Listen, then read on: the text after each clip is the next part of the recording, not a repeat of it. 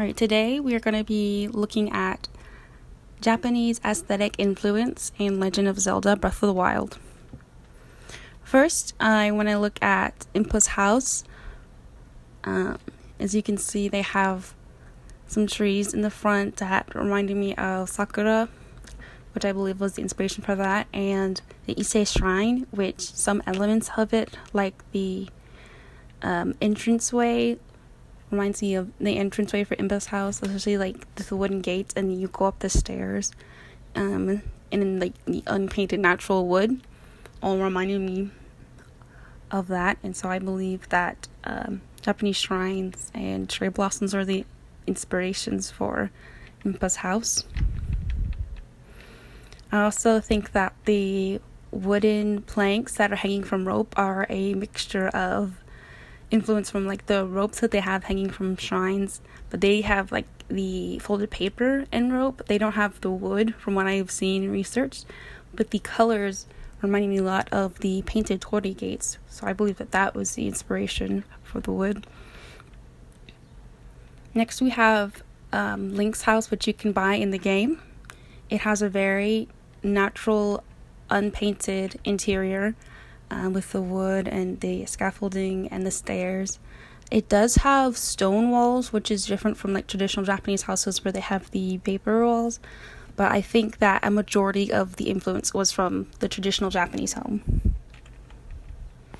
Next we have some houses in Kakariko Village, which I believe are a combination of the traditional Japanese wooden house and also from the Jomon period houses. As you can see, they have kind of the thatched roof style and like the straight line on the top, and then they're also like just kind of naturally spaced out, not really like in a set geometric pattern. They're just kind of there as if they had like grown out of the ground, not a set pattern. And I also think that the top of the building are kind of similar to some parts of the Ise Shrine. The bridges in Legend of Zelda are wooden and unpainted and very simple in design, which reminded me a lot of the bridges you can see in Japan, though theirs typically are more curved. But I still think that like the idea of the natural unpainted wood and keeping it simple was the inspiration for that. And then just the nature in general, there's a lot of beautiful scenery to see in Japan, and I think that a lot of their nature was inspiration for the nature that you see in Breath of the Wild. It's like very beautiful. It's a game, but you still feel like you're outside exploring, seeing nature. And we have the Yiga clan, and their leader is Koga, and their aesthetics remind me a lot of kabuki theater, from like the bold red colors to the eccentric way that they move, to the red lanterns all over.